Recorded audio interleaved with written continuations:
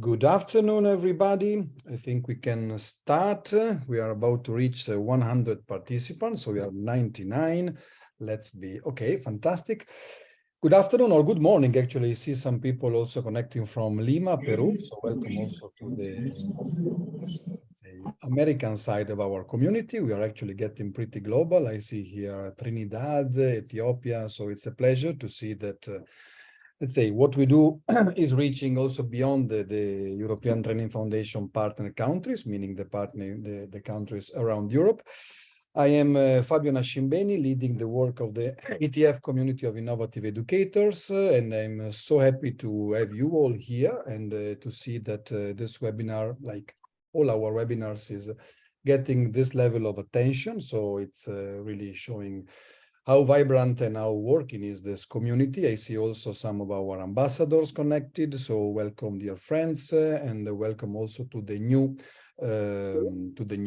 participants. So fantastic to have you here.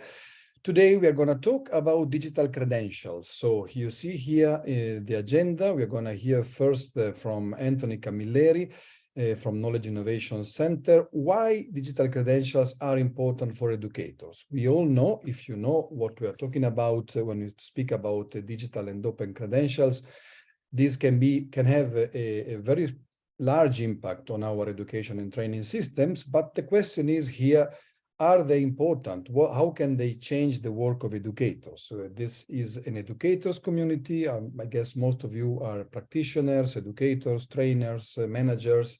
So this is the first question that Anthony will try to answer to. And then we are going to hear from Cécile Jambon on the latest news from the European Commission and its strategy for digital credentials. You will see that the EC, the Commission, is taking this issue very seriously, so we look forward to hear from Cécile on this. And then we are going to move back on our community with Simone Ravaioli, who has been working with us to make it possible for you as members of the community to be awarded open badges for your work and for your participation in specific activities of the community. So you will get some instructions. I am Hani from Jordan. Hello, hello. You will get some instructions and some news about what is happening in the community, what we have been cooking for you, and then we're going to have half an hour on questions and answers, an open session where we will be happy to respond to all your questions. And then this will bring us to the end of the official part of the agenda. But then, as usual, we will keep half an hour for an open co-creation session, which will be led by my colleague Roberto, on how can micro-credentials and open badges be the response to market changes, facilitating quick up and reskilling. And so this is going to be, as usual, a co-working session. So you're happy to stay with us to really co-produce some knowledge together in this session.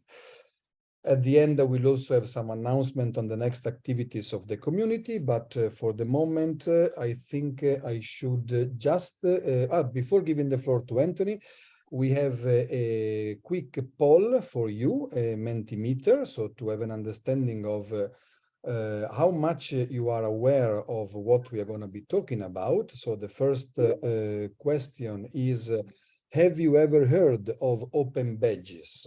So if I say open badges, what do you think? You know what they are or not? And the second question is, have you ever been awarded an open badge? So have you ever received an open badge for something you have learned, for something you have done, for some event you have attended? So please respond to these two questions. Number one, have you ever heard of open badges? And number two, have you ever been awarded an open badge? This will also help our speakers to know the baseline level of understanding of this issue in our community. If you have not heard, don't worry. And this is something which is around since some time, but still quite new. I see that some of you are even awarding them, so this is perfect. They are asking me to ask you if Russian interpretation works. This webinar is interpreted in Russian and in Arabic. You can just click on the icon on the I'm bottom on the of- Russian channel and it's not working. So I asked the producer to please check. Okay. Thank you. So bear with us whilst we solve the problem with the Russian interpretation. Yes, okay, should be coming in a moment. Before it was working when we did the technical check, so it should come in a moment. Now it is working. Thank you very much, Sanda, for the checkup. And here we have the results. So have you ever heard of Open Badges? The majority has. So 2/3 of you know what we are talking about, but still 1/3 doesn't. So I'm asking the speakers to keep this into account, and especially 3/4 of the participants have never been awarded an Open Badge, which means that you might be getting your first Open Badges in the next days through the community of innovative educators if you want. So we might be asking this question again in a few months from now to see if the percentage has changed. I will stop here. We have a very rich agenda, so we'll just give the floor now to Anthony, who is very kindly with us following a very long trip back from somewhere in Europe, from Finland, so connecting even from an airport. So double thank you, Anthony, for being with us under these conditions, and the floor is yours.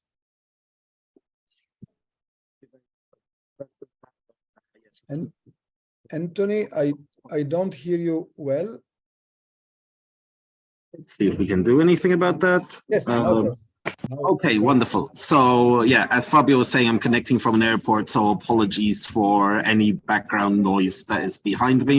I'm just going to share my screen with you. The idea behind my presentation is to give more of a physical introduction to digital credentials. And after this theoretical introduction, the idea is that, let's say, the speakers following me will take a more practical look and actually show you how these things work in practice. So the first thing you would need to do to understand the theory behind digital credentials, an interesting place to start is the theory of human capital. And under the theory of human capital, a person essentially learns throughout their lifetime, and as they learn throughout their lifetime, they create value. That value is created from a mixture of your education and training, from your work experience, from your skills, from your life experiences, and altogether that makes up the value of a person. Another way to look at this, though, is by saying that, is that this value you create, if you take it from a slightly more humanistic perspective, you could say that the sum of all of these make up your identity. Because in the end, what is your identity except for the sum of the experiences you have had as a human being? So the essential question which we try to answer, or the essential use case we talk about in digital credentials, is how can I communicate what I know to overcome barriers to social mobility or employment? How can I optimize what I know to overcome barriers to social mobility and employment? And one of the tools that we can use to do this is quite simply digital credentials. You'll find many definitions of digital credentials out there, but at their most basic, digital credentials are simply documents that describe a person's learning. And if they're digital credentials, then they're digital documents.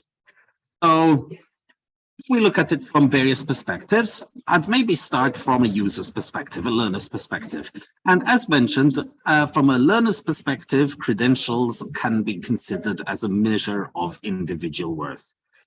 One of the ways you might talk of this worth is saying that they provide a kind of currency for learning. And if you think about this from this perspective of saying credentials are a currency for learning, it is useful to actually compare them with real currency. And if you think about money, money is said economically to have three functions. It has a function as a unit of account. It has a function as a medium of exchange, which means you can use it to pay for things essentially. And it has a function as a store of value, which allows you to, let's say, collect wealth over your lifetime. So if we look into digital credentials, it's useful to see, can digital credentials actually serve all three of these purposes? And before I answer this question, it's important to say that not all digital credentials are created equal. So you'll find many, many different things referred to as digital credentials. Everything from, let's say, PDFs to open badges to European digital credentials. And when you're looking at all of these, the, let's say, digital credentials that meet the criteria to really serve as a means of exchange and so on, only some of these meet these values. I'll explain what I mean in the next slide. So first of all, if we think of the unit of account. So a unit of account is essentially something that allows you to measure value. So if I want to measure the value of digital of learning. Hey, Anthony, sorry to stop you. It seems that we are still on your first slide. So the framework to understand credentials. Okay, give me 1 second, please, because I have an error message from Zoom here. Don't worry. In the meantime, I will post the link to the community of innovative educators. In case some of you have not registered, feel free to register there so you can remain informed about our activity. Now it's, yes, now we see a different slide. Now we don't see any more slides. I'm sorry, Zoom crashed and kicked me out. So hopefully it will do this again. Here I go. I will share my screen again. Do you have my voice and my slides? We have your voice and your slide. Yes, not all digital Wonderful. Are created equal. So if we talk about this idea of credentials as a unit of account, then we essentially need a measure for learning. And luckily, if we look into, let's say, European policy documents and so on and so forth, you will see that we have a standardized way of actually measuring learning. And that's through a combination of two indicators. One is skills or learning outcomes combined with the workload the person has put into trying to learn those skills and learning outcomes. Ideally, you would combine these two and express them using a credit system. But the first message from all of this is any digital credential system that's worth its salt should be able to express skills and be able to express workload. Second thing you would need to do for digital credentials is actually use it as a unit of exchange. And if you think about what you are able to do with currency, you're able to hold it in your wallet, you can hold your money yourself, and you can give your money to other people to pay for things. So if we think about this from a digital credential perspective again, you want a digital credential which you can hold yourself in a user wallet. You don't want a digital credential that you have to rely on some third-party company to use it. And secondly, you want to be able to share it with other academic institutions, share it with employers, share it with anyone you like to show the learning you have achieved. Last criterion that we would put into this is for the store of value. And to be able to tell if money has any value, you have a couple of things. You have protections against fraud. It's not easy to just photocopy money and pretend it has value. And you can verify the value of that currency with a central bank. And similarly for digital credentials, if you want a digital credential that is able to store value for your learning, you want that credential to be verifiable. Preferably, you want it to be self-verifiable so that you can check the credential itself for its value without checking with a third party. And secondly, you want that digital credential to be tamper-proof, because again, a tamper-proof credential is far more valuable than another kind. So if you think about digital credentials for learning, if they meet all three of these criteria, you can say that you have a powerful, powerful medium for exchange. To be able to do this, what we need is credentials that are divided into three parts. So if you look at a lot of the modern credential standards, you'll find that they are made up of three layers. On the top layer, you would have what you would call a presentation layer. And the presentation layer is what the user actually is able to see in a browser or in an application. Beneath that layer is a layer of code. And that layer of code expresses the information in a credential as structured data. And why this is important, I'll come to in a few seconds.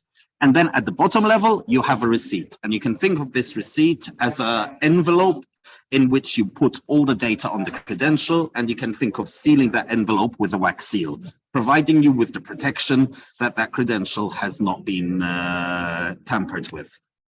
So I was talking about the data-rich layer. It's very, very possible to sign a PDF, send it off to somebody, and say they have a digital credential. The reason we don't like this system is because a PDF is not data-rich. It doesn't include rich structured data. And the data layer is what allows computers, as well as people, to understand the data enclosed within a credential. And once you are able to make computers understand the data and credential, it opens up the door to all kinds of new use cases of what you can do with it. You can use it to automatically check a person's eligibility for jobs or courses. You can recommend courses or skills to the person. You can compare performance between different students. You can use it for purposes of skills intelligence. For all of that, let's say, are use cases enabled by digital credentials. A couple more mentions is, if we look at it from your perspective as an issuing organization or as an educator, one of the things that's important to think about is recognition. Quite simply, every time a credential your institution issues is recognized, it increases the reputation of your institution and of the educators at your institution.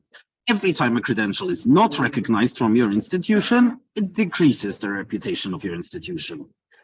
Because of this, when you're thinking about credentials from an issuer perspective, often we think about it just in terms of, my university, my school, my vet provider provides high quality education, therefore we should be recognized. And the reputation of that institution is very, very important.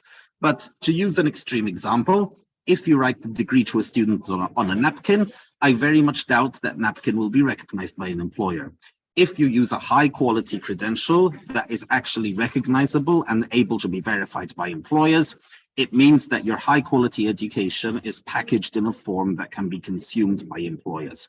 So being able to increase the reputation of your institution is also a factor of ensuring your credentials can be recognized.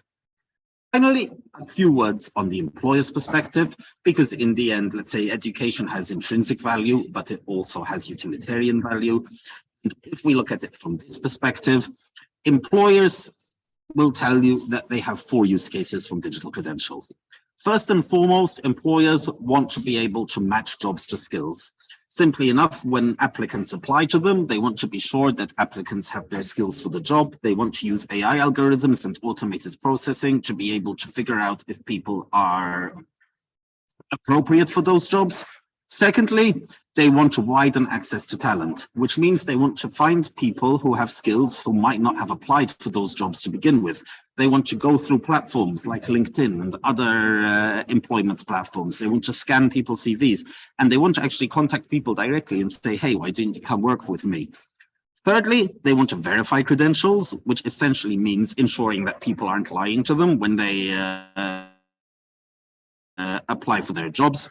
And lastly, employers want to develop experience portfolios, which means documenting the learning people do throughout their employment. So, summarize, because I appreciate I'm going a little over time with the tech problems.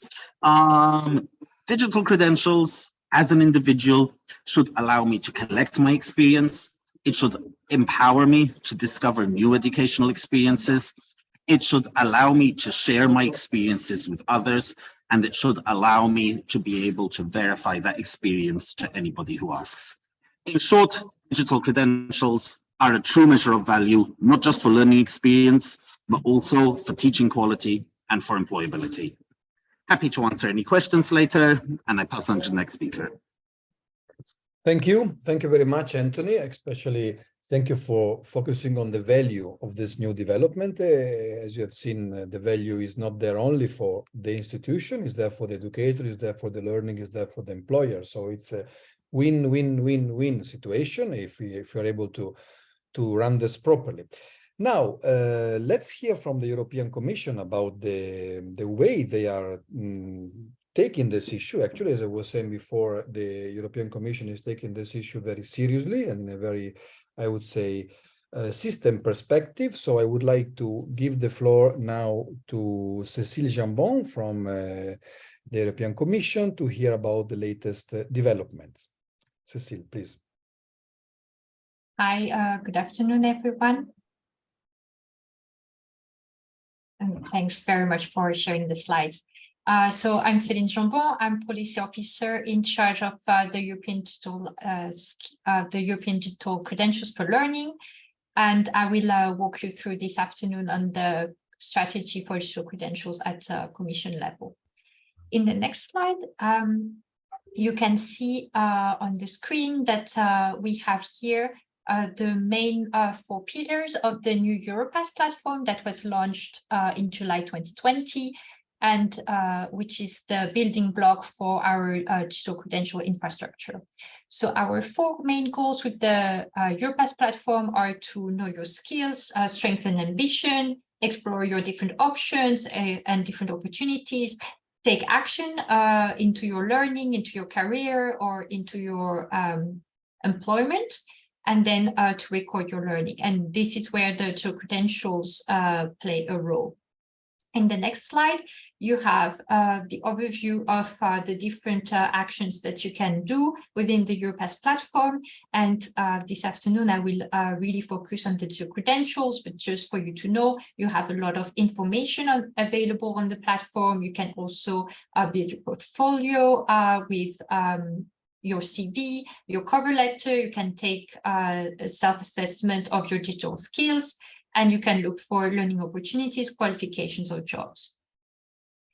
In my next slide, I have a bit of an overview on EU policies and how digital credentials are key to a lot of different policy actions that the Commission is doing, first related to the Europass decision, but also to a digital education action plan. And then you can see with the data richness of the credentials, it also plays a role in the European data strategy. It is also quite key for the skills agenda, but also to the more recent individual learning account council recommendation and micro-credential council recommendation that I saw also in the chat. Micro-credentials were mentioned. So here it can also be that the digital credentials for learning are supporting this development. In my next slide, yes, thank you. Here, maybe we can also have a word of definition. So what is a digital credential? And in its most essential form, this credential is a documented statement that contains claims that are made about a person. And the digital credentials for learning can be of different nature. So it can be a qualification, meaning a university diploma, a vet's diploma. It can also be a diploma supplement or any other professional certificates. It can also cover activities, so participation training such as today. For instance, it can be an assessment, so the transcript of records that can be published, and then entitlement, so the right to enroll in further learning or to undertake a professional occupation. And in the next slide, you have the different functions of the European Digital Credentials for Learning infrastructure and what it does. So the infrastructure that we have developed allows any education training provider or any employers that want, for instance, to record also the in-house training they provide, to issue credentials and to send them to their owner. Then the recipient of the credential has the opportunity to store the credentials either offline or into their compliant web wallet that is currently the Europass wallet, but in the future we can really see that there will be a variety of wallets to choose from for you to store your credentials. Then the person having those credentials can decide to share the information and the credential with any other third party with just a link. So it's really easy and simple solution to share credentials. And then the person sends this credential and shares it with a potential employer or another education training provider, who can then verify automatically and instantly that the credential is authentic, it hasn't been tampered with, and it is valid. So in my next slide, I have a bit more detail. So as I said, we have different services to issue and store credentials. So we have already the software that is available. We have a help desk, but we also have some standards.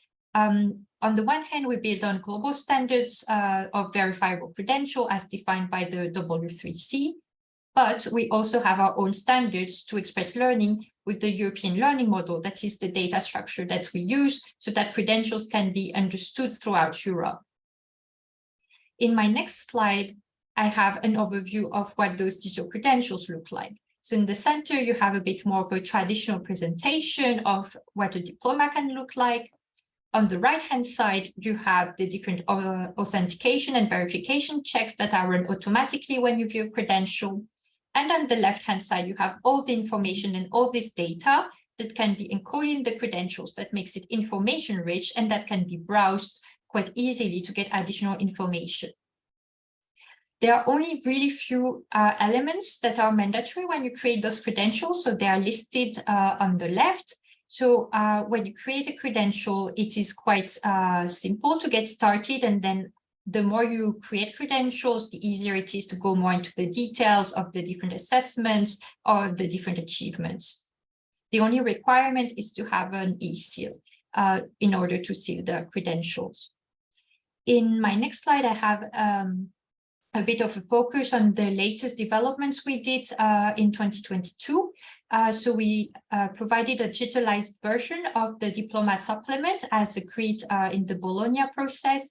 And it also includes an accreditation check for those higher value credentials. So now we are keeping to enrich the infrastructure with new functionalities, and we hope that this can be reused. And in my last slide, you have the address if you're interested to get more information, or if you get started with the credentials, but you encounter some questions, technical questions, and so on. We would be happy also to help you in your digital credentials journey. Thank you very much. Thank you very much. Thank you very much, Cécile.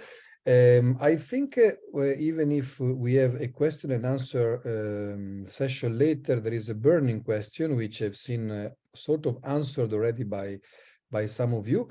And the question is, we are talking about higher education a lot when we talk about digital credentials.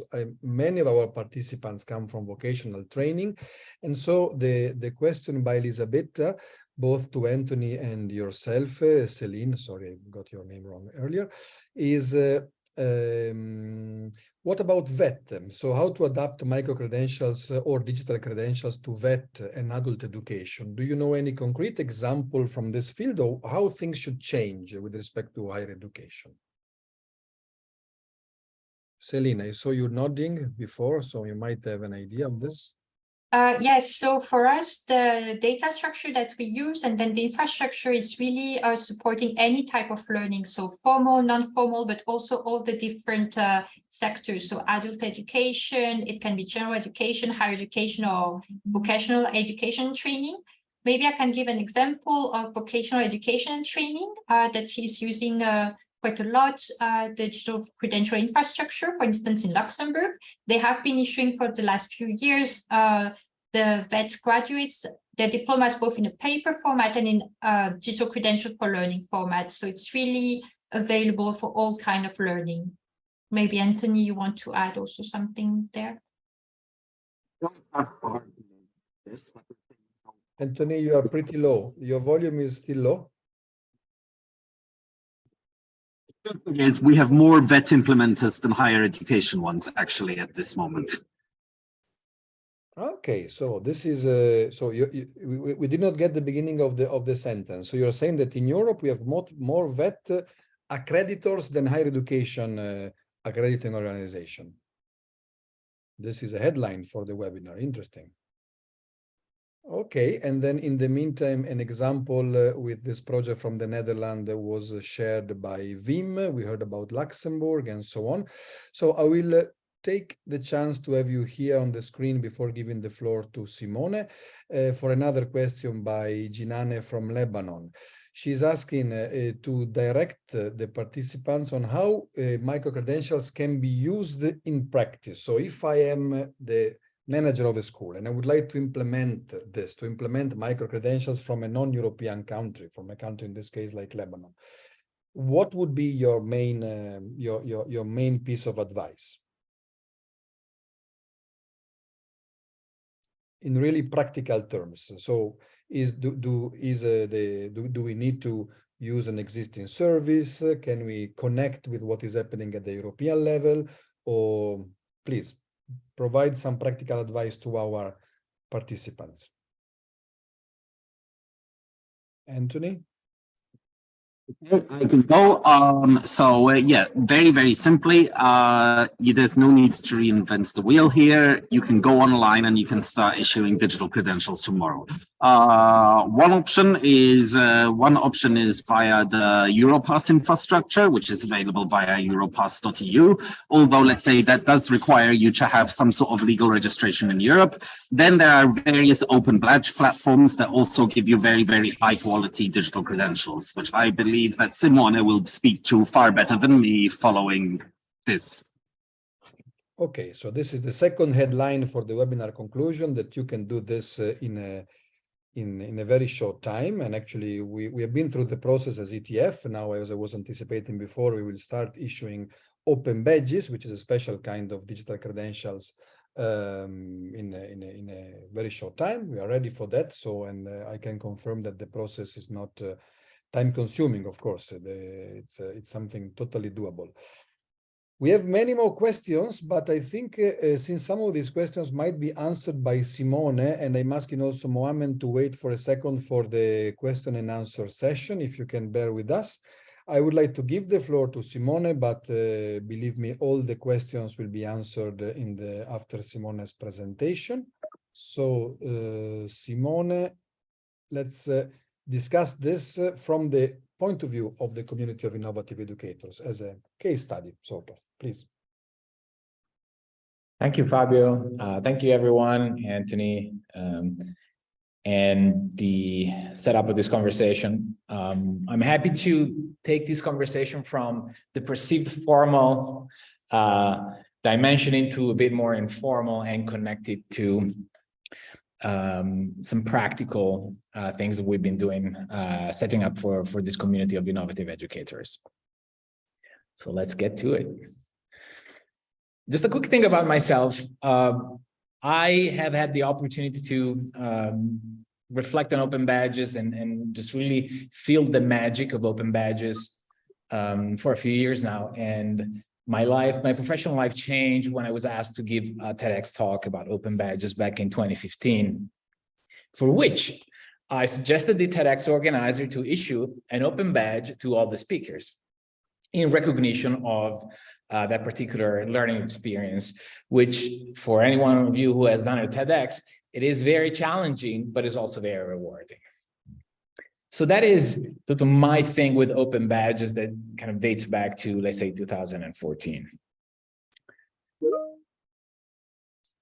We talked about the value of open badges, and I wanted to try to take a slightly different angle and talk about the magic of open badges. And to do this, I found some inspirations in a very popular movie called The Prestige. Some of you may have seen it, but effectively it reveals, what is the secret sauce in any magic trick. And there are like three parts that make up a prestige. And I tried to connect these three parts to open badges, and I wanted to take you through them. So let's say the first phase is called the pledge. And this is when the magician show you something ordinary, like imagine a deck of cards, typically. In learning, this is that ordinary act. In fact, we're all learners. So this is something that we all do. It feels ordinary as learning. The second phase is the turn. This is when the card disappears. So imagine a card as a learning experiences, any experience that we really have in our life that has made an impact for us, that was relevant. For example, a TEDx experience. But there's really no way of showing it. There was no way of showing it until we had open badges. And this is where the prestige, I think, really kicks in. And this is about making valuable experiences, valuable learning experiences visible. And now we finally have a tool to do that, which is open badges. So this is a bit of the magic of open badges that I wanted to inspire you with before just going a bit more into practice. So I structure my presentation in three acts, just like any good prestige trick. The first is an intro. We'll talk about what are open badges. A second one, let's put things into actions and let's speak practically. We'll give you an overview of what is going to happen, what badges ETF has designed for you. And the third act is a bit more of a wider reflection, connecting back to what's happening in the ecosystem. So we said it, Anthony clearly started from this idea of human capital. And another way of saying that is that our experiences have value.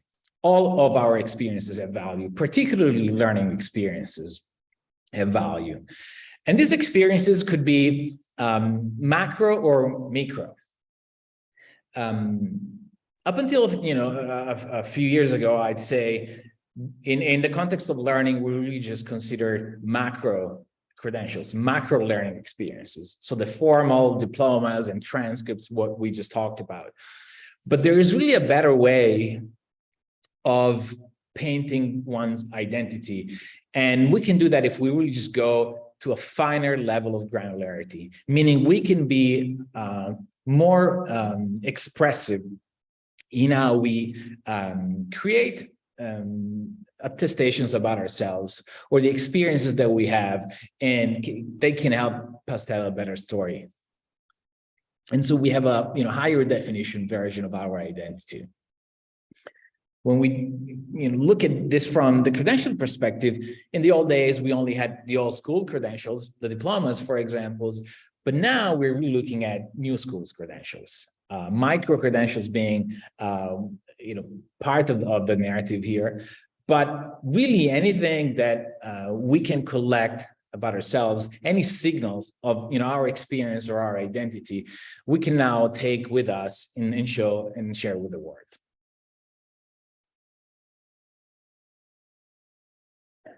Now, let's talk about open badges a little bit. And finally, so open badges are a technical standards that allows us to describe learning experiences of all kinds across the formal and informal educational spectrum. In practice, they show up as an image, a friendly and known digital image that has an exciting visual layer typically, but also, and very importantly, as data inside. Now, this data speaks to a description of what this badge represents, typically a name and a title. It tells us what are the things that we had to do to earn these particular credentials or open badge. Then it has information about the issuer, which, as Anthony mentioned, is very important for the credibility and the quality of these credentials, for the signaling power of these credentials. It has information about the evidence that may support these particular credentials that we've received. And in the example of a TEDx speech, imagine that you could have the video recording, the YouTube video of that TEDx presentation, which can be attached to that badge. So we're really moving toward evidence-based learning in a sense. And then there are other data elements like alignment, which really help with adding quality to badges. For example, in the context of Europe, we can align an open badge to an existing competence framework. For example, ESCO being one. So we don't have to reinvent the wheels when we're looking for the skills definitions that may belong to a badge. And so the innovation of badges were really to be able to provide something that is affordable, that is understandable, like an image, but loaded with very important data, the kind of structured data that, again, Anthony was referring to, that allows us to transform these credentials into opportunities down the road.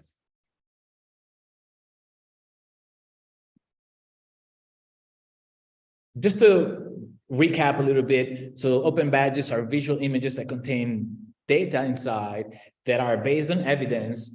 They are open, this technology, the standards, and open standards, so anyone can build on top of them. They are stackable.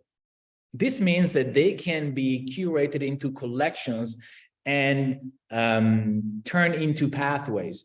They can represent our journey, our learning journey, or we could curate collections of badges that may better represent part of our identity. Maybe it's our work identity. Maybe it's our personal identity. Maybe it's the identity that we want to show if we want to share the part of us that is more connected to community service. So they have this magic superpowers that come in very, very handy when we turn these credentials into opportunities.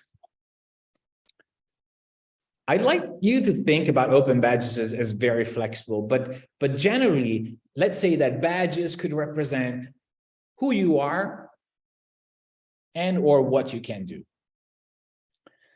For example, badges could represent who you are in terms of the communities that you belong to, the communities that you participate into. Clearly, ETF and the community of innovative educators falls in this category as well. But they can also represent what you do, what you can do. And so here we have different types of badges that could certify and represent particular skills that you have acquired through a learning experience, through a course, or capabilities that you may have earned during informal learning. So again, badges are very flexible to represent any learning experiences. They can tell other people who you are and what you can do. And they really are at the center of different types of experiences that you may have gone through to earn them, but also they become your companion in telling the story of your journey, of your life. The way they help you to tell that story is when you can share them with the world, curating them, stacking them, as we said, in different ways. There have been questions around, how do I value a badge? What is a badge really worth? And so I wanted to take you through, let's say, an equation that may help you understand where is the value of a badge derived from.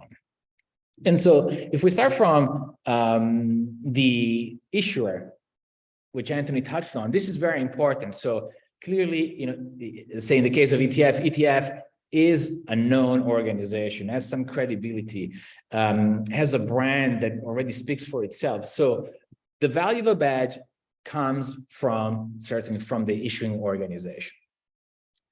Another type of value comes from, its meaning. As we said, a badge could mean belonging to a community, or it could mean a specific competence or skills that you have acquired. Another interesting value that badges bring, and this is a unique feature of open badges, is that open badges could be endorsed by other individuals or organizations. So imagine, if you were to get an open badge from, say, ETF, and then another organization like the European Commission could come in and endorse that badge, give it the like. Or imagine that you have earned a badge and you share it on your social networks, and all your friends starts liking it. That endorsement, that social endorsement and structural endorsement does contribute to giving that badge a particular value. And then there's value in showing the journey. This is the concept of learning pathways. And it can really, a badge, when stacked with others, or meaning when aggregated with other open badges, can really help you tell a longer story, the story of your journey. How did you get that particular skill? Where were you before? And maybe where are you going? If you take all these factors and you multiply it by the perception of a viewer, meaning anyone that you share this with, this is really the equation of the value of a badge. So I hope that was clear enough and simple enough, but there is really a lot packed into a badge, and the value of open badges is, again, to say it again, contributed by the issuer value, the meaning, so what it represents, the endorsement, the social effect that it has, and the learning journey. And another way of thinking of a badge is just as a certificate, or if you flip the narrative, a certificate is just an offline badge. So if you're familiar with that, there is also a sense that you may understand what a badge is and what a badge does. Now, I wanted to zoom out for a second as we were inside the open badge, and just zoom out and kind of take a look a bit of the wider credentialing landscape. So there's a lot of research happening around this particular domain because it's vibrant, it's in motion. and it's only going to grow. This is a nice visual done by Mark Brown, a scholar and a professor at Dublin City University, who's been doing some great thinking about this. And you can see here a bit of an organization or an ecology, a credential ecology, as Mark would call it, where badges show up, particularly around representing learning experiences that are informal or non-formal and non-accredited.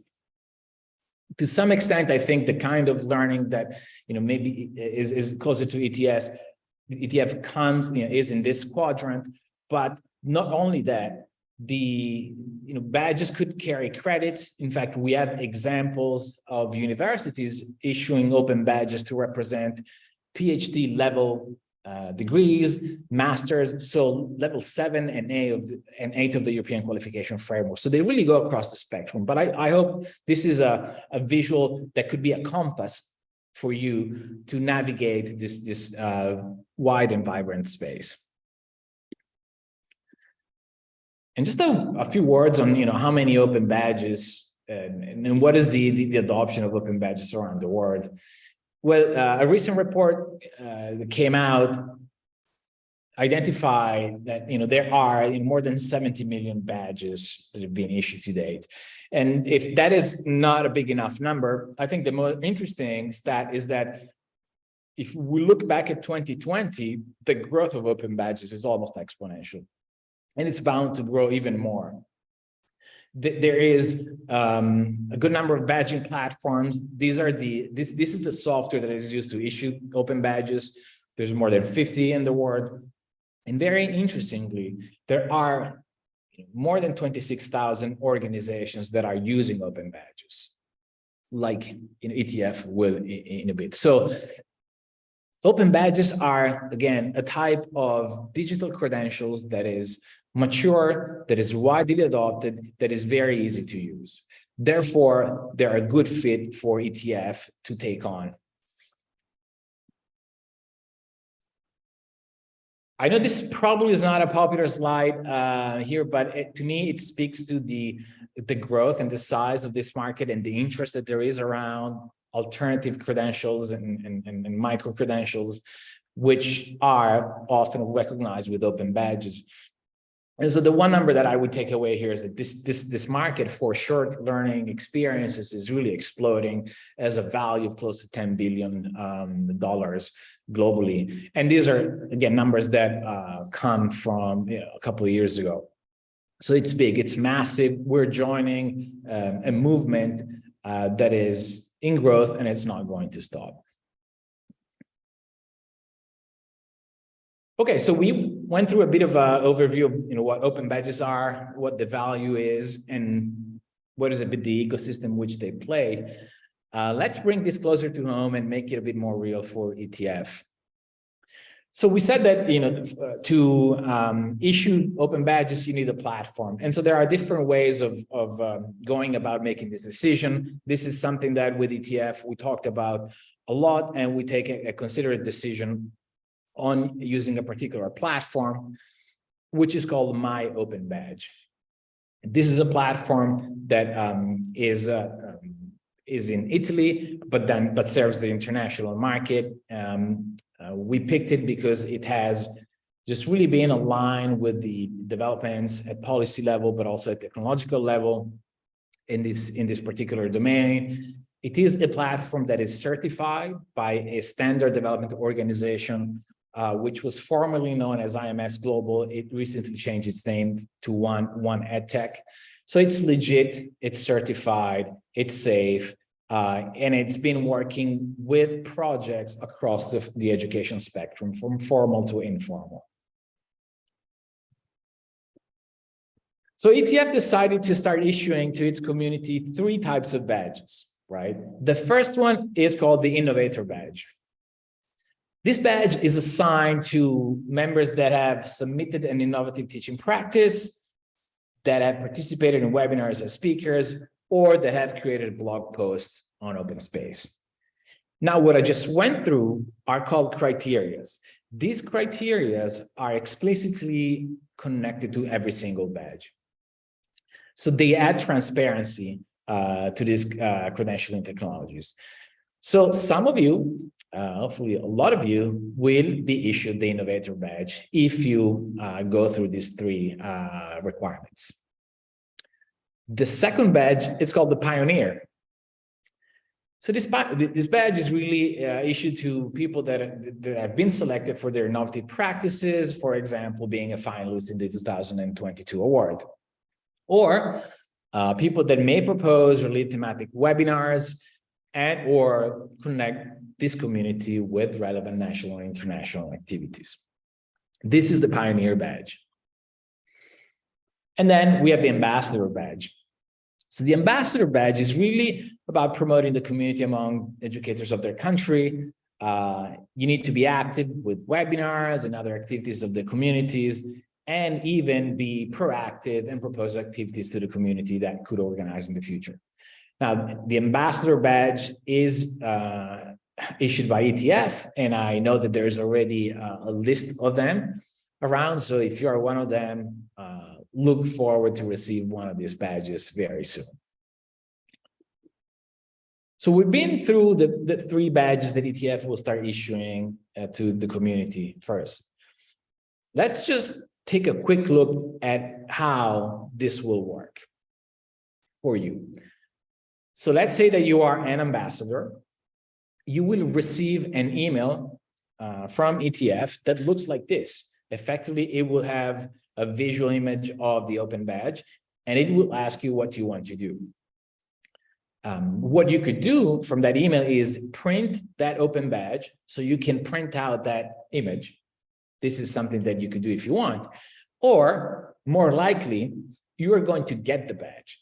And getting the badge means that you are accepting it, and you are going to add it to your profile on the My Open Badge platform, from which you can do a few things.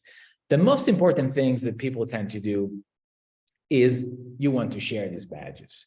And badges could be shared in a number of different ways, typically as web links. One of the most popular way of sharing badges is adding them to your LinkedIn profile. Badges would show up in your LinkedIn profile under the certification that you may have. It will display the visual image of the Open Badge, and there will be a link that you can click to, and it will open up a page that is online that describes this badge to a third party. You can even decide that you want to tweet this badge or create a Facebook post to share with your friend. So all these sharing functionalities are available from the My Open Badge platform, which you will use to collect your badges. As a user, so as a holder of a badge, you will also have the opportunity to manage your badge. In fact, another popular functionality that we know people are familiar with is to print out this badge as a certificate. So this would effectively place the Open Badge into a PDF that will resemble the way you look at your current certificates. As we were joking earlier, certificate is an offline badge. So the information that is contained in the badge will be made visible in the form of a certificate. So if that's a format that you prefer, you could do that as well.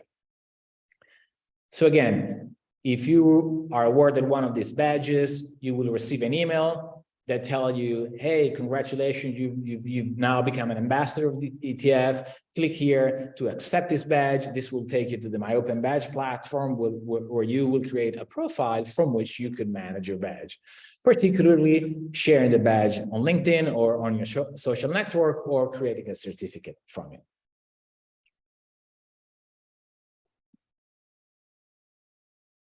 I wanted to recap how, at a high level, this Open Badge infrastructure works. So you have issuers like ETF, training organization that design the Open Badges, like the 3 Open Badges that we've seen. The issuers award these badges to users, recipients, members of the community like you, when you respond to some of the specific criteria that we've seen. And then as a user, you can then share the badge with the world. This is done through a social network. You can also, if you decide so, you could share badges for the purpose of enrolling into study programs or getting a job. So the pathways of sharing badges are different. That depends on how you want to make use of it.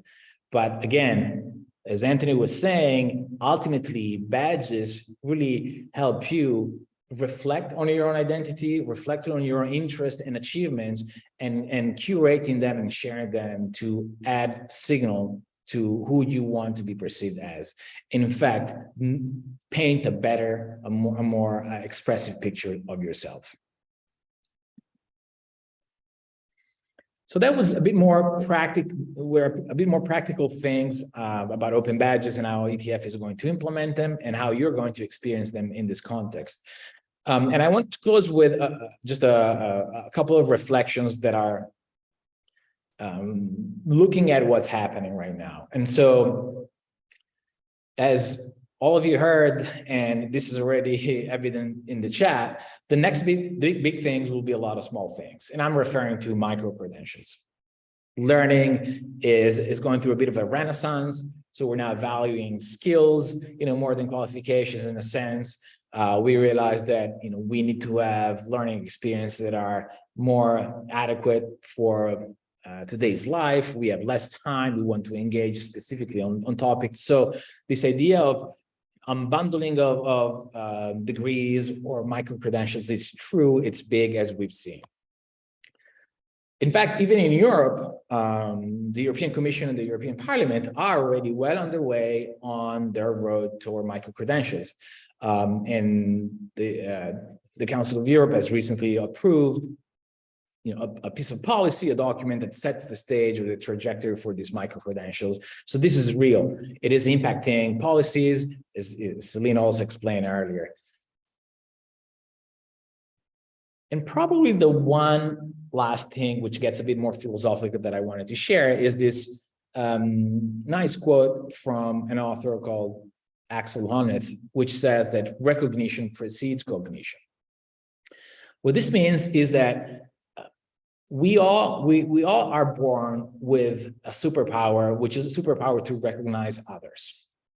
Open badges as a type of digital credentials are a recognition technology. As we've heard, they could be used to represent and recognize formal learning experiences or informal learning experiences, really across the spectrum. And so they become a very powerful tool for recognition. They become a tool that turns, say, credentials from a collection of skills to a connectors of people. And this use case is one that ETF has certainly embraced by using open badges to recognize your belonging to the community of innovative educators. To put this into another compass or a map, we are talking about badges as sort of the center of this graph, this spectrum, where you could really look at formal and informal education, but also at formal and informal recognition. So we could go from informal recognition of informal learning to formal recognition of formal learning using these technologies. And I think this is the beauty of it, ultimately. Yeah, so going back to our magic and funny metaphor, I think this idea of pathways and possibilities is really enabled by badges. And so I am very much looking forward to what you will be able to collect in terms of badges, how you're going to use them to stack them around. Certainly you will be receiving badges from ETF as part of your involvement in this community, but as an educator, this is a very powerful tool that you could use in your daily job. If you are educating others, if you have courses, you could certainly investigate and use yourself these open badges, for your learners. And so I'm looking forward to where you're going with this. Please report that in the community. And I wanted to thank you and wish you safe travels ahead. And with that, Fabio, I'll just pass it back to you. Thank you. Thank you very much, Simone. This was a nice, very nice trip through what open badges mean, and how we are trying to put them in practice in our community. Before moving to the open question, we have many questions, first of all, which is a great sign of interest. I think I have a couple of questions for you directly. I think they're really clarifications before moving to some more knowledge sharing with the other speakers. By the way, thank you. You kept the time perfectly. It's 3 o'clock, 3:00. Anyway, we are exactly on time. So the first question comes from Wim from the Netherlands, and he's simply saying, I would like one wallet where I can store all the various badges of the different issuers. And Hedia responds, any portfolio might be a solution to store them. So how would you reply to this in practical terms? I know that if I understand well, if somebody will get a badge, an open badge from the community of innovative educator, he or she will also get the possibility to store it in a wallet in the My Open Badge platform together with others. Is this correct? It is correct. So wallets are a thing that is also in evolution. A synonym of wallets is user accounts. So we're now used to have accounts online where we store data about ourselves, documents, badges, imagine a Google Drive. So currently wallets are issued into, open badges are issued into what technically in the open badges ecosystem is called a backpack. A wallet, a digital wallet, say it's the next iteration of a backpack. In a sense, today we talk about wallets in relation to emerging technologies like decentralized architectures, and certainly even open badges as an open standard is moving toward more decentralization. In fact, without getting lost into technical details, the version of badges, version 3.0, which is the newer one, is really shaped up to support the additional portability of badges. So you could take a badge from, a backpack where you receive it online into a digital wallet, whatever digital wallet. So this is really where, the community and the ecosystem is working toward. So to Wim's question, I would like one wallet where I can store all the various badges. That is possible. Portability is one characteristic of badges by design. The other question around e-portfolio is interesting. In fact, you could think as badges as evidence or artifacts that live inside your portfolio. The portfolio is another very powerful metaphor that has been used also in Europass as a collector of different attestations, badges, formal or non-formal. So the relationship between e-portfolios and badges is a very intimate one. Perfect. Thank you very much. I think it's very positive that people can start. We are offering this service also to store other badges. I think this is very inclusive as an approach. Another question by Eric. Are the open badges suitable for low-skilled people wanting to share the skills they have acquired through micro trainings? So we are here about basic skills, I have the feeling, and as you were saying before, micro training. So are they suitable? They are. In fact, open badges are never prescriptive of what they could be used to represent. And so whether it is attending a conference, participating to an online community, or having earned a PhD, they can go across the spectrum. And so even in your case, Eric, they are suitable for, the fact that these are low-skilled people, that doesn't really matter. In fact, in that particular circumstance, I think they are even more empowering.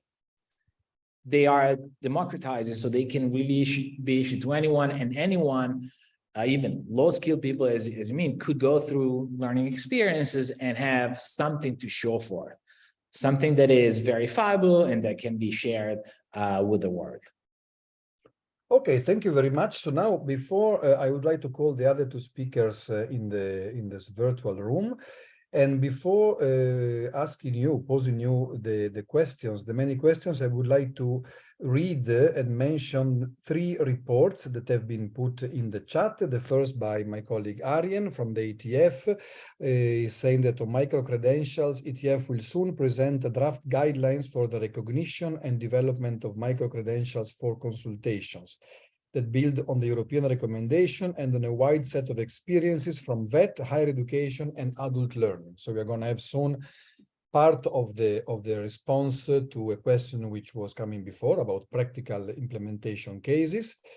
And then we also have another report freshly published by CEDEFOP, mentioned by Anastasia, thank you very much, who says that regarding vet and labor market learning, please see the second report on micro-credentials and evolving qualification system that has just been published at the CEDEFOP website. All these reports, including the third one, that is the policy brief on micro-credentials by the ETF, with a special focus on transition economies and our partner countries, all of these two reports, because one is about to be published, will be shared with you together with the presentations of this webinar. So there is much more than what we are sharing now, of course, and it will be our pleasure to share it with you. Now, I will now put on the few questions. I will try to go in order. The first question had to do with how are individuals informed on this? So if I'm getting, how does it work? I mean, let's say I do something for which I can be awarded a badge. How am I informed? What should I be doing? In this case, I don't know, Simone, if you want to take it, it's very practical, and then we move to the others. Sure. Once you've done whatever activities that was planned, the example for the ETF's badges are, if you were among the finalists of the challenge last year, that's all you need to do is then ETF that sends you the badge, and you will receive that via email. And from that email, then you can accept the badge, right?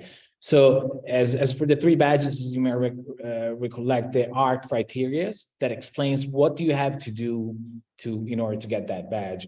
And sometimes you might have to present the evidence that you have completed or responded to those criteria. It could be, imagine an assignment, turning in an assignment or doing a presentation, hosting a webinar. That is the evidence that fulfills the criteria, which will trigger the issuing of a badge to you. Okay, perfect. Thank you.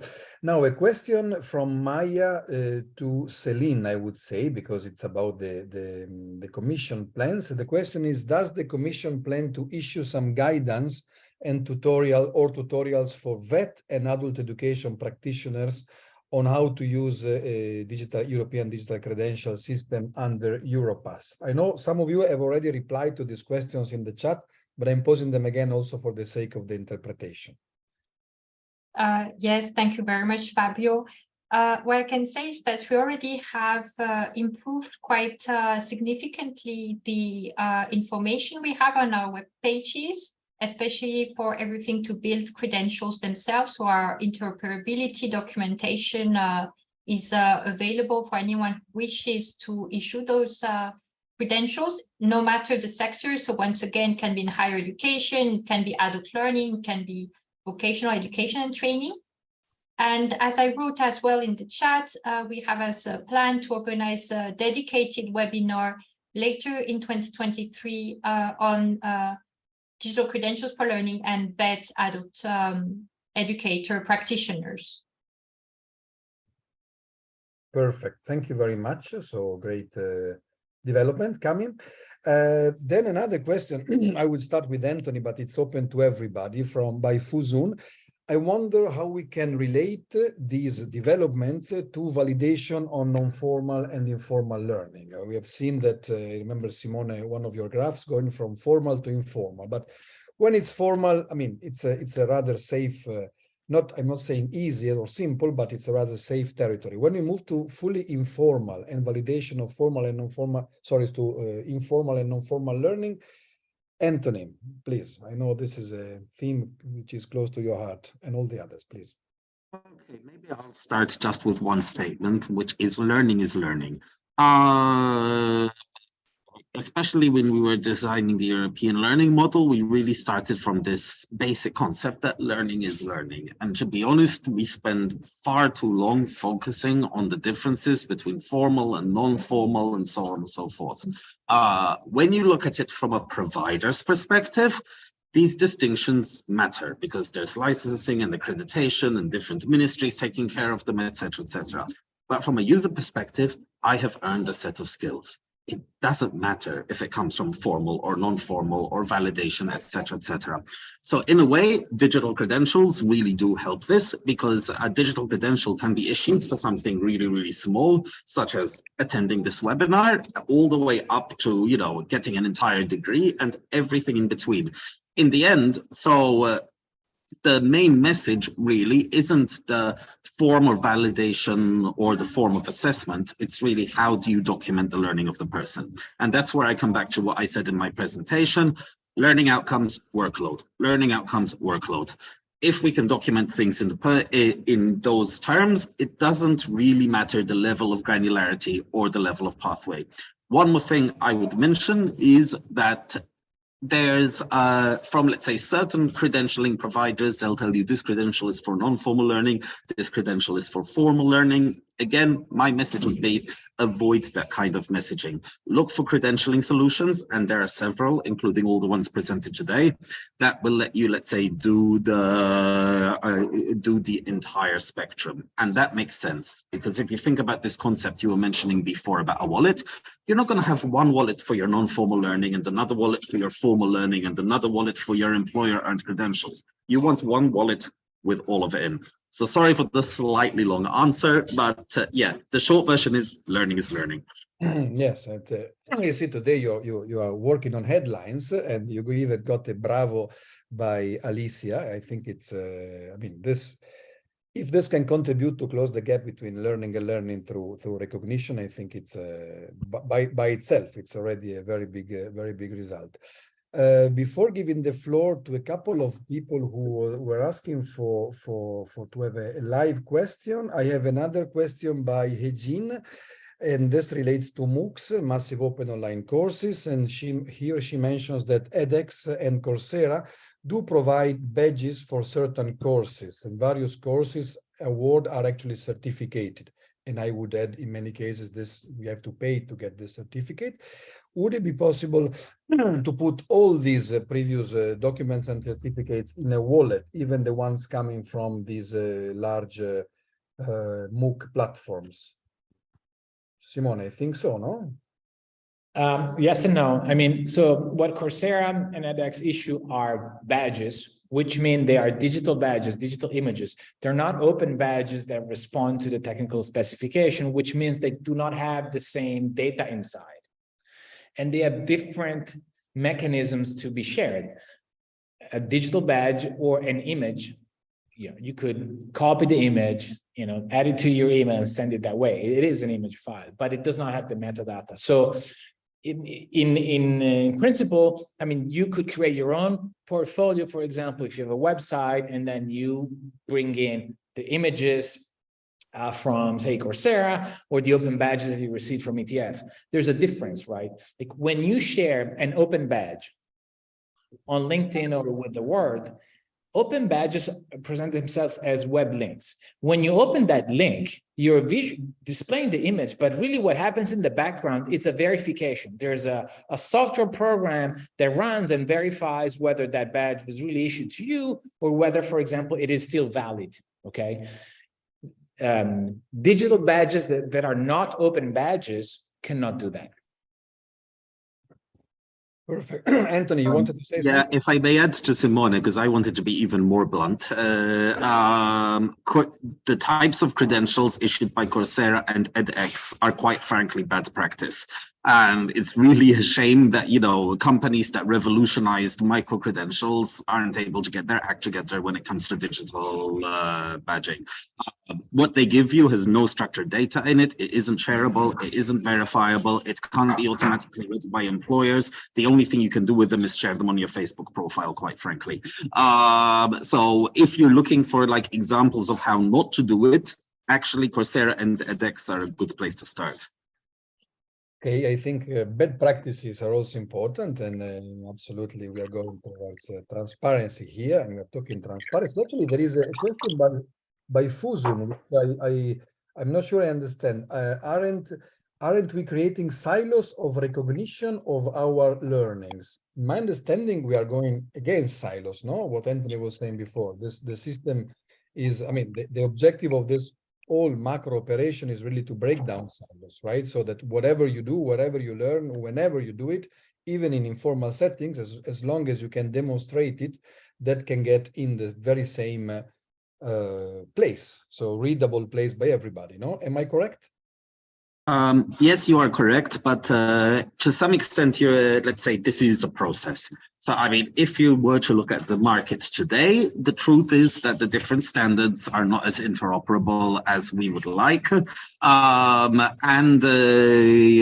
let's say the truth is, you know, there's this idea that goes around of a universal wallet.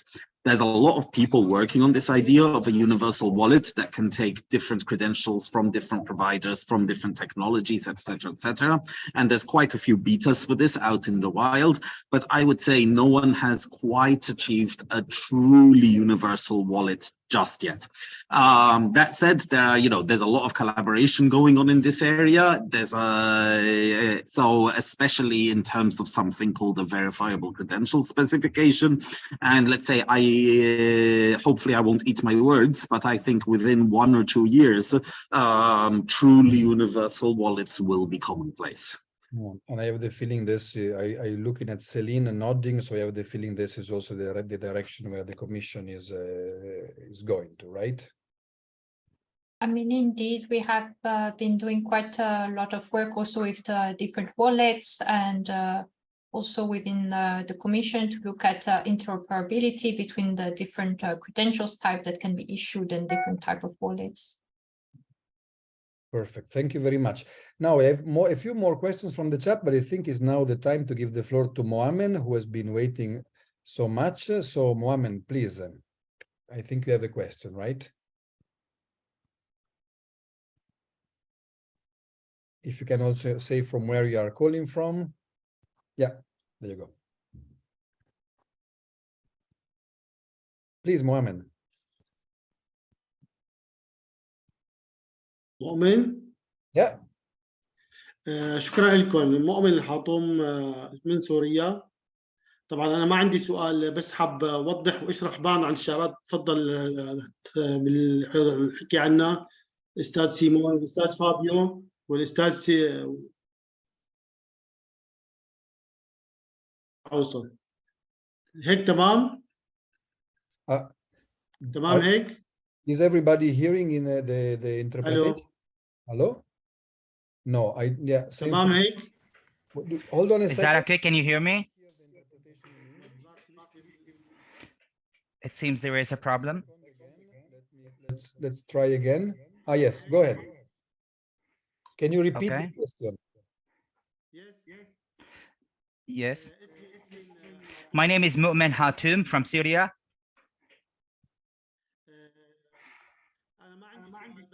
I don't actually have a question, but I just want to explain.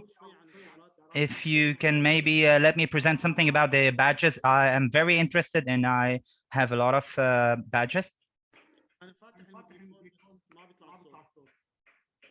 I'm sorry, I opened my mic, but I don't know if everybody can hear me. Yes, yes, go ahead.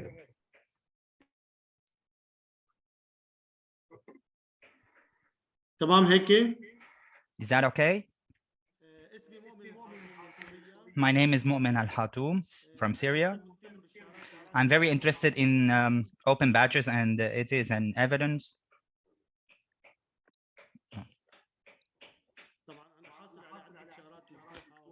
I had many open badges.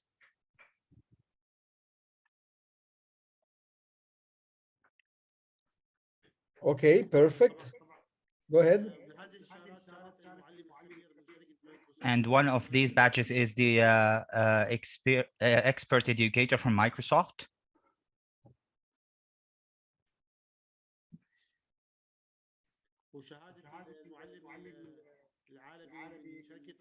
And Universal Educator badge from, I couldn't get the name of the institution, I'm sorry.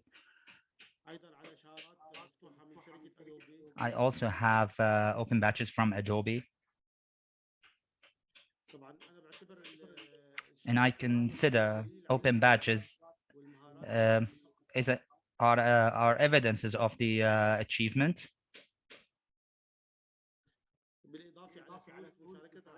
In addition to the ease of sharing those badges to verify those achievements.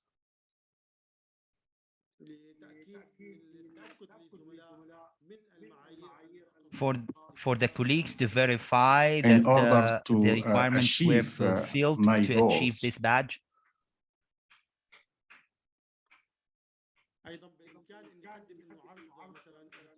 And I can also present, if you allow me to share my screen about those badges and the ways of sharing those badges. Sorry, Mohammed, I don't think we can share the screen because we have other 2 questions plus the one in the chat, but I have a proposal for you. If you will present your experience with Open Badges as a practice in the community of innovative educators, you will receive another Open Badge. Okay. So you can maybe write a post. I can contact you later if you want, so you can write the story of all this activity on the badges. Thank you very much. Very interesting. Roxana, I think Roxana Reichman had a question as well in the chat. So Roxana, if you want to put it, I think it's related to the comment of Anthony about Coursera and edX. Roxana, please. Or maybe something else. I don't know if I got it right.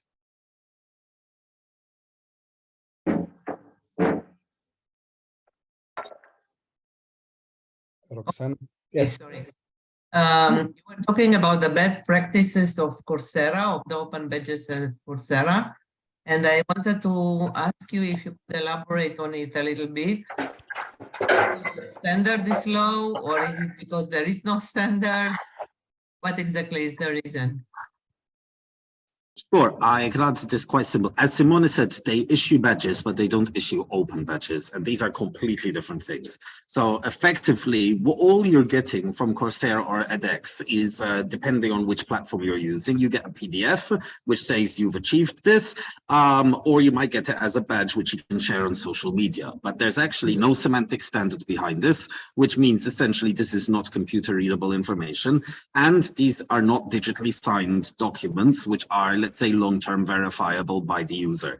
So let's say in most of the work, both the Commission and the Open Badges community are doing, these are kind of the 2 most important things, that you make things available via semantic information and that you make things verifiable. So that's why we say, look, this isn't the type of badge we really want to promote.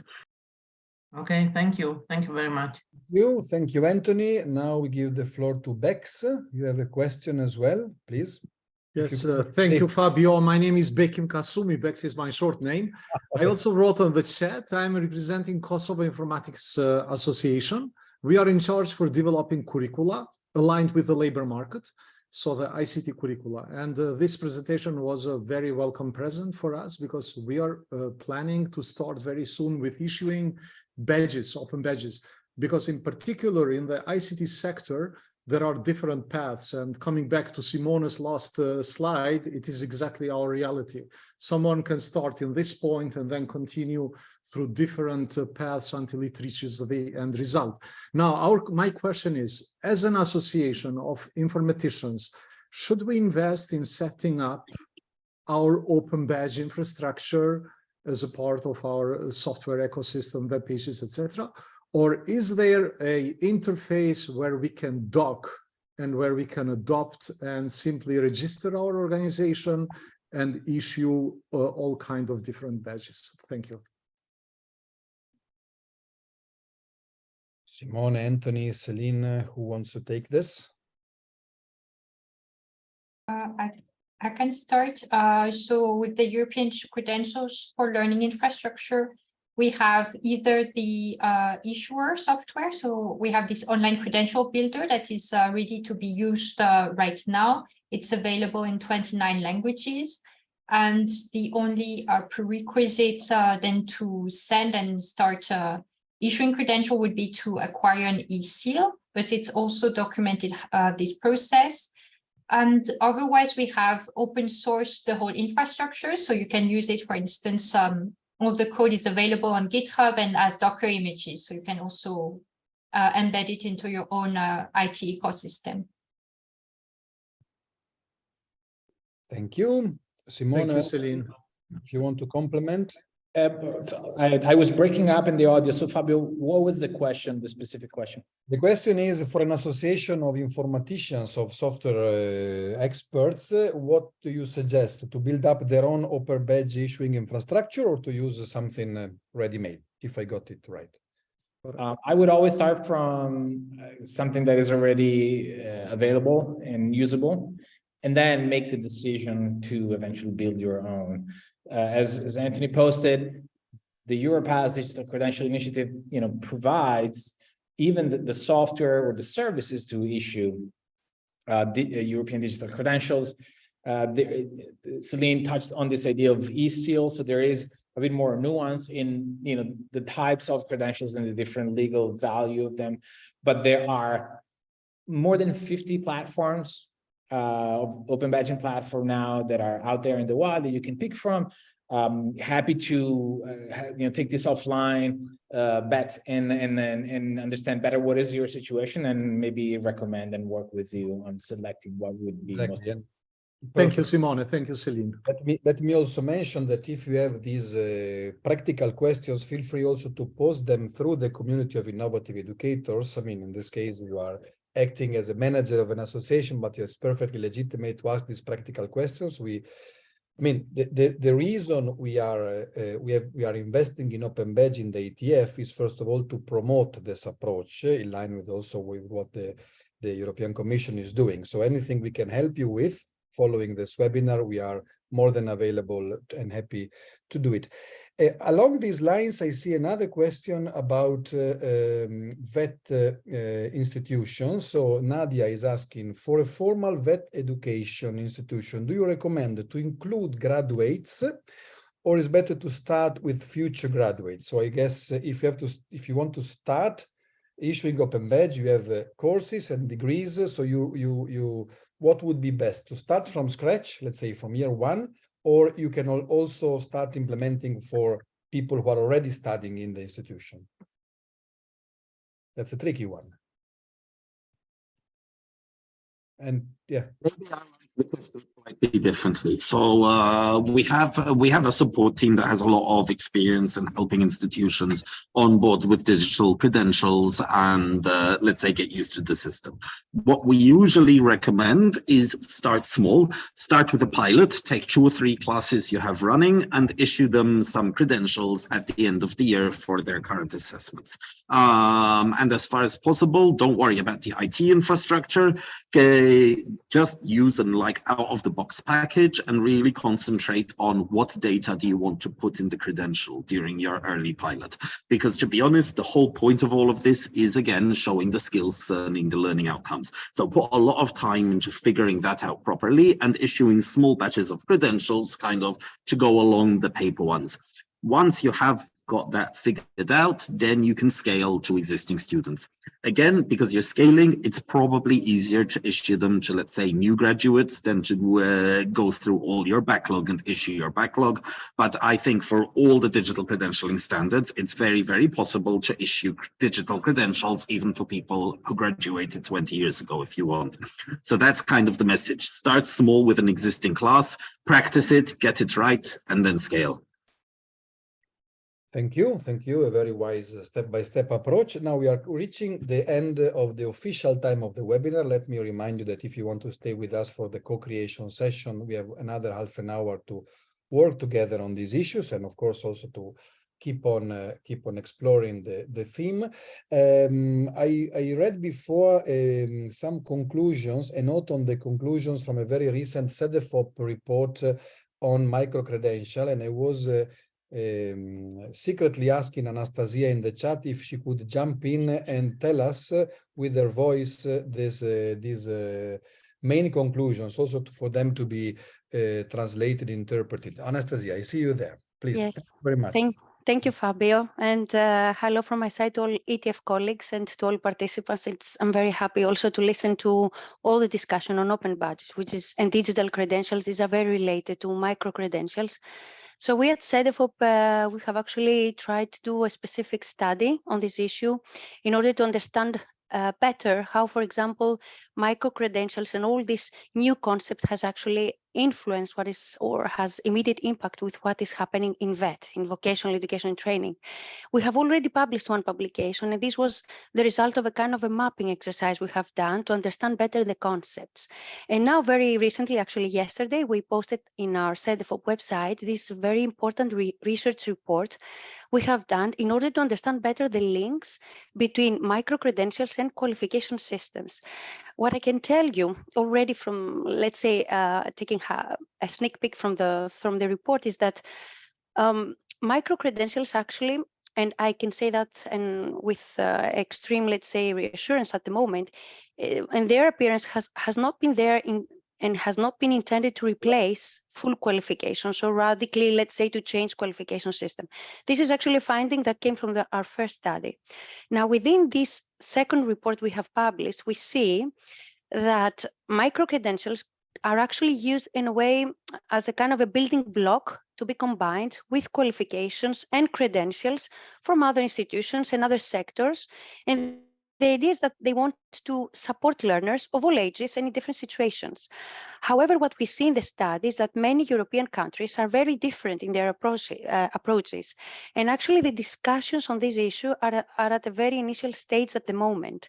And I'm actually referring not so much to the conceptualization of the topic, but also all actions related to the implementation of this process. And the final thing that I wanted to share with you is actually two main points. The first is that what we've seen at the European level, all these modules or let's say partial qualifications, all this idea of modularization is very important. It actually acts as an enabling factor for micro-credentials. This is very important. But secondly, we can also see that micro-credentials can play an important role in further promoting recognition of prior learning. And I think you mentioned the topic of recognition as a very important one. But please bear in mind that in Europe, at least, the approaches and policy developments vary a lot. And quite often there has been a concern that was expressed that all this idea and discussion about micro-credentials somehow is a way to endanger this holistic aspect of learning, of being educated. And I think we really need to be careful when we actually try, let's say, to understand better the topic and to have concrete results and messages. We need to be careful and listen to what the countries are telling us, what are their challenges and issues. And for sure, there's still, let's say, a long way to go for the Council recommendation on micro-credentials to be actually implemented, let's say, at an extensive level in Europe.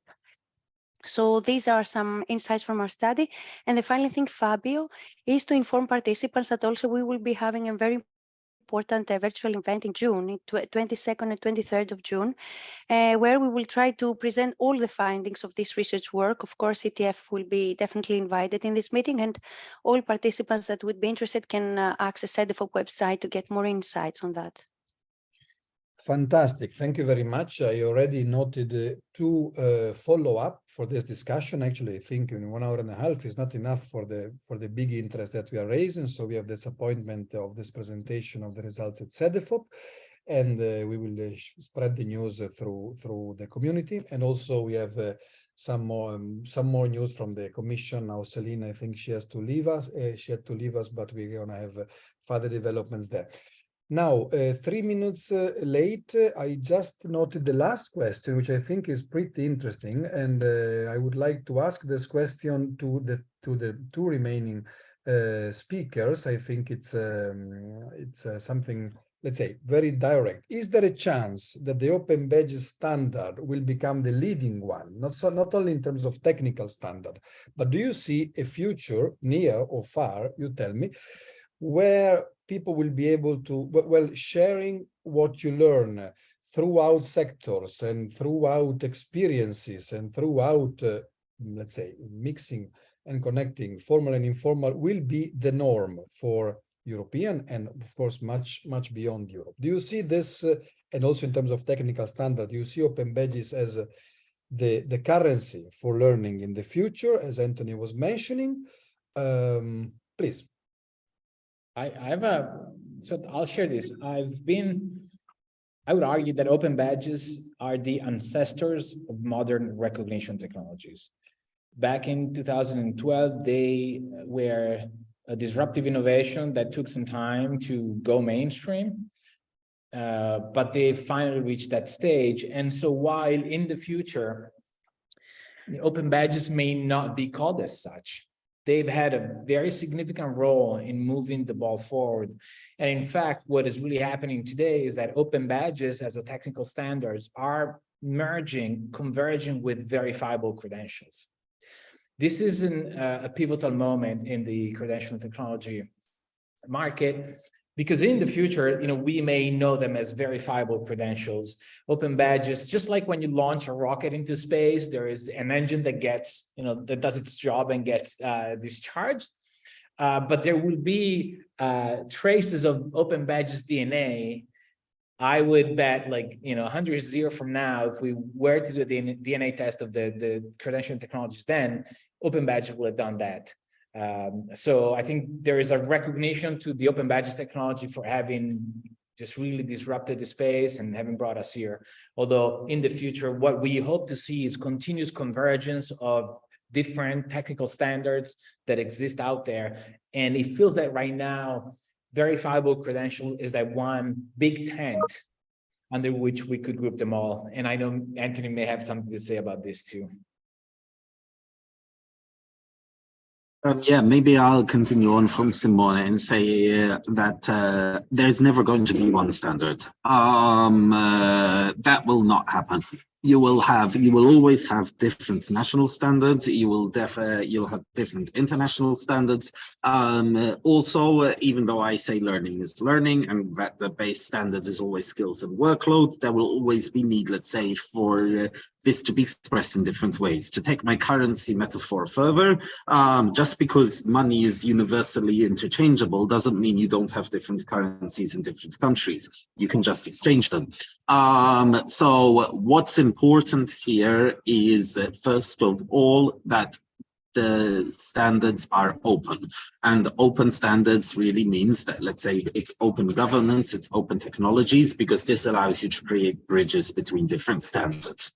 The other thing that's really, really important is this movement I've already referred to, leading to the universal wallets, and really supporting the development of these universal wallets that can support different types of technologies. If you'll allow me to use one more metaphor, when you think of opening a document on your computer, sometimes you'll use a Google Doc, sometimes you'll use a Microsoft Doc, sometimes you'll use a PDF, and these are all openable on the same operating system, and you can access the data from all of them. This is kind of where we need to get with digital credentials, where we'll have not hundreds of standards, but probably between 5 and 10 major global standards, and that these can all, let's say, live right next to each other and be used depending on the preference of the user and the legislative environment. Thank you. Thank you very much, Anthony. Thanks to you. Thanks to Simone. Thanks to Celine, and also to Anastasia for the improvised intervention, and to all the participants. I think I noted more than 30 questions, excluding the one that have been self-answered in the chat. So I think this was let's say, very, very lively and very informative. And actually, the great thing is that we're going to have at least 2 more moments to keep on discussing these. We heard from SEDEFOP and from the Commission that there will be more events during the year that we can join to keep on learning on this important field. Now, I would like to consider to call the closure for the official part of this webinar. So thank you very much. Now we are having, as usual, a co-creation moment. I'm giving the floor to my colleague Roberto. Everybody is welcome to stay if you want to stay and to work a bit with us, or if you want to leave. It has been a pleasure to be with you, and you will be receiving all the materials, not only of the presentations, but also of the reports that were presented and discussed. So floor to Roberto for the last session. Thank you, Fabio. Hello, everybody. I'm very happy to see this huge participation. Actually, this last session is strictly linked to the focus of this webinar. So we are not talking about something completely different, but we are continuing on focusing our attention on this, let's say, main topic about the implementation of digital badges in the education and training. We called this last session co-design because we would like your participation in and listening to your feedback, listening to your comments. So I'm happy to see that there was a lot of questions. So there's a very high interest in the topic. So I would ask you please to see in the chat the link that I just shared with you. It's a Jamboard link. We used this tool, this visual tool, also previously in our co-design sessions because we think it's very useful and helpful and also user-friendly for everybody in order to provide comments that we can easily see. So if I can now share my screen, you will see what's happening here. So this is a board, Canva, where you can use the post-it. Now I can show you how to do. So you just click on this sticky note and you write something, and then you can drag and drop this post-it wherever you want. So what is the aim of this exercise that we are trying to do with you? Now I don't know why this part disappeared, but no problem. I come back, copy and paste. Okay, so this visual tool is called pentagonal problem. So in the center of this pentagon, you can see the focus of the issue, the topic, the problem, which is implementation of digital badges in education and training.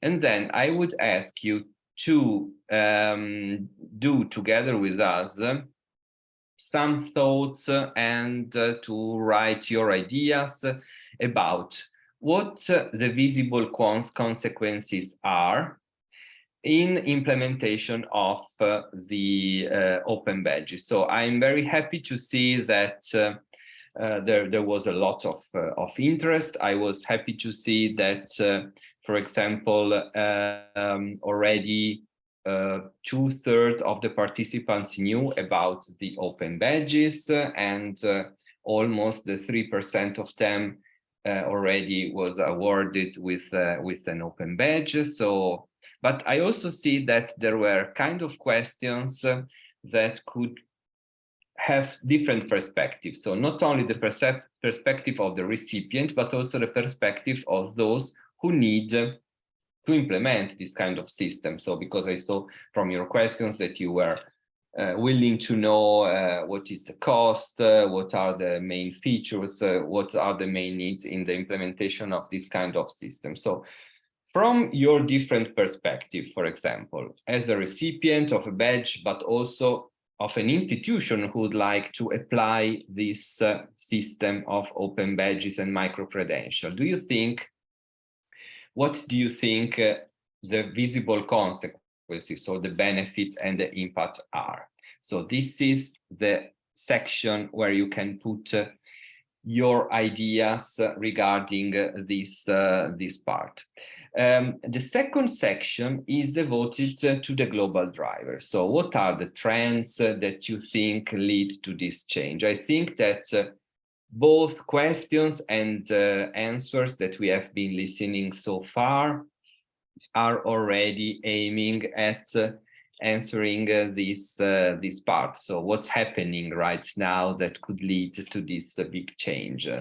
So what the current context need from us in order to apply and implement this kind of system. Of course, there are challenges because we have seen that it's not that easy, even if we have all the support from our colleagues.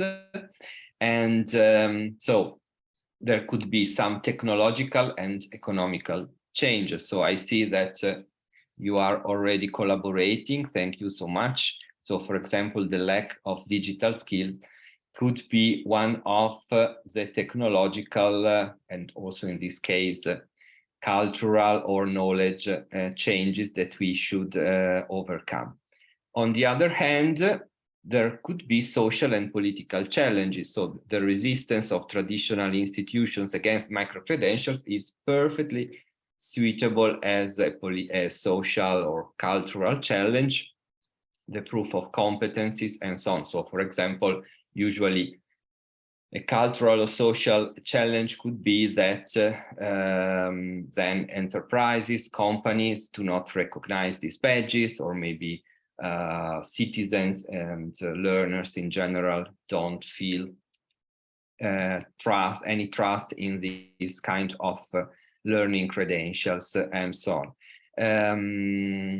Finally, the last section should be devoted to some reflections on what are the solutions. So we have seen the benefits and the impact. We have seen that there are some global drivers that are leading us to do something in this direction. On the other hand, there are different kinds of challenges: technological, economical, political, social. So what are your solutions? I think that during this webinar, we have seen that there are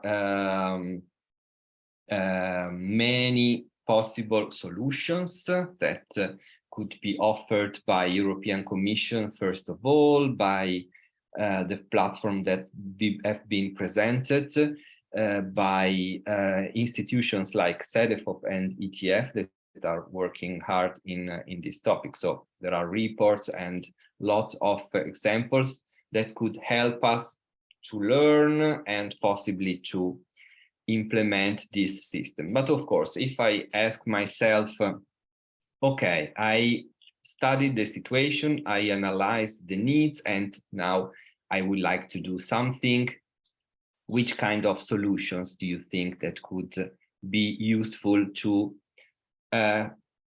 help this objective, but also to overcome all these challenges that have been identified? So for example, if one of the challenges is the lack of money, is the lack of competency or ICT skills and so on, what is the solution in order to overcome? Of course, one of the solutions could be to ask Simone to help us. And one of the solutions could be, of course, to study some of the reports with best practice that have been implemented already. But I see that you are already contributing and you have perfectly understood. Of course, if the space is not enough, you can go to the second or the third place, because I've created some of them, because I understood that if we are more than 100, we are 106 still, and maybe there will be a lack of space, which is another technological challenge. But don't worry, you can go to the next page and you can use this empty Canva in order to provide your comments and your feedback.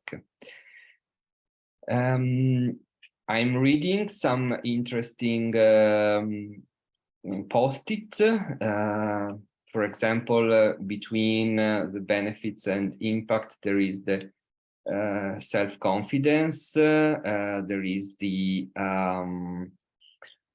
lifelong learning, the proof of competency. I think what Anthony said before about learning is learning is a very good explanation of the importance of learning at personal level. So of course, there is something that I learned. Doesn't matter the way I acquire these competencies, but of course, I would need some way to recognize and to certify this micro or macro learning that was acquired. And open recognition is one of the drivers, and globalization, of course, mobility of students and workers. This is another key factor in order to justifies the use of open badges. And we already say something about the challenges, and of course the lack of regulatory framework could be another one, the access to digital tools, and blockchain could be. Blockchain is also the way sometimes open badges and credential work, the technical, let's say, way that they work, and we should agree on common on the open standards, expand the EU existing system globally. So there's a lot of possible solution. I think that considering the kind of questions, and for example, some people were wondering if the training organization need to recreate the previous certification into open badges. This is another possible problem, because of course it would mean a lot of work to rethink and restructure some consolidated system. And of course, there were a lot of questions that demonstrate how much you are interested and how much maybe you would be willing to plan something related to the open badges. Well, I think that this is much more than expected. So I'm very happy that you participate in this exercise, in this activity. Please go ahead if you have something more to share.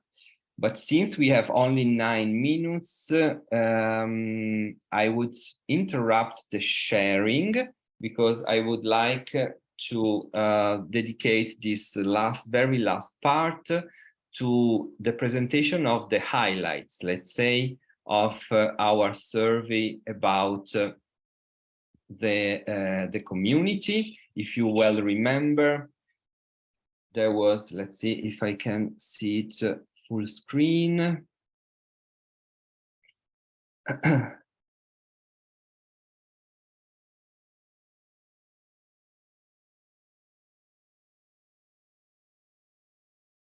Okay, I don't see the instrument, how to do it, but in any case, I think you can see this presentation.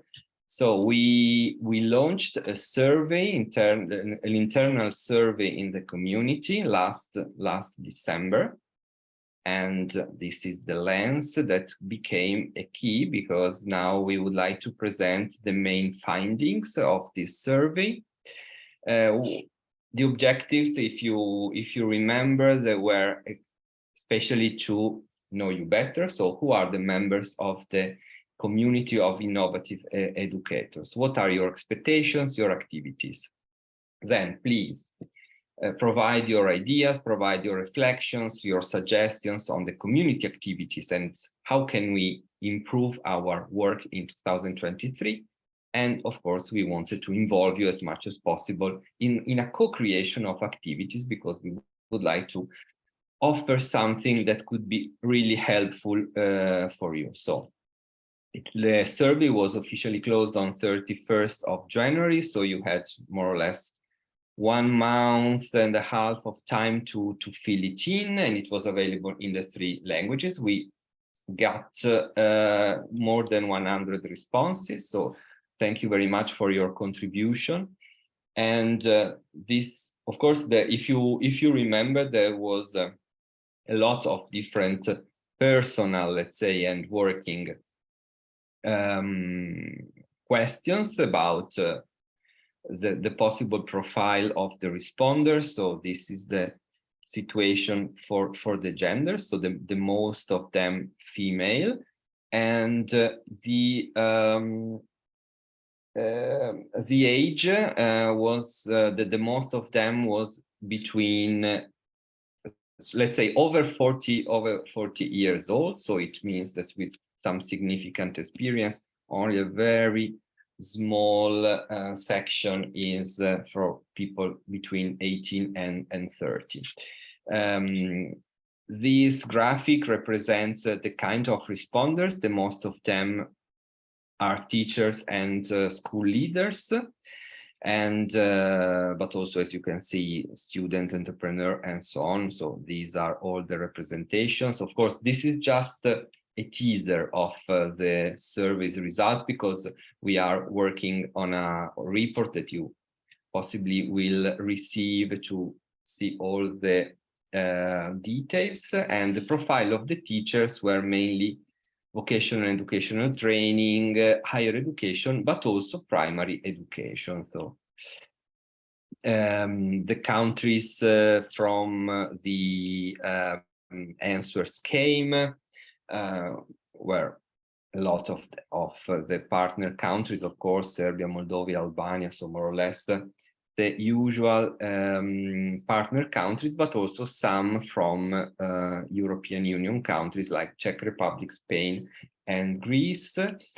So the contents and initiatives carried out during last year were rated very, very positively, as you can see. So the red and blue are the useful and very useful grades. So as you can see, webinars, blog posts, the call for innovative practice, and the newsletters were very much appreciated by the participants.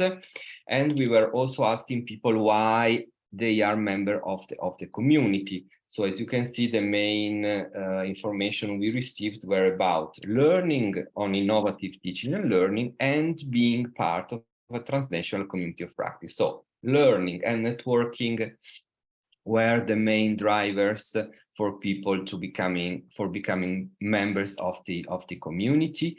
And when we asked the main areas of interest regarding teaching and learning innovation, we put a lot of possible options, but we would say that the use of digital technologies for teaching and learning, new pedagogical and new educational approaches and content, together with the new assessment approaches, were the items that received more votes by the participants. Very, very small percentage of people were interested on entrepreneurial education or cooperation with local association, coaching, and so on. So maybe we can focus on those that receive this kind of needs that are indicated. So exchange of innovative teaching and learning, and of course, professional development, improvement, acquisition of new competencies. So these are the needs that teachers, but not only teachers, so all those who filled in the survey indicated as a priority. These are finally the proposal of activities. So when we ask what would we like we do in the next year in order to meet your needs, so we received a lot of possible ideas. So for example, thematic webinars focusing on green economy, sustainable development, methods for vocational education, validation and assessment of learning. And this is also always something that is taken into consideration by our participants. Innovative programs, STEM, inclusive education, and so on. Also together with cybersecurity, some other specific themes and areas like digital well-being and so on.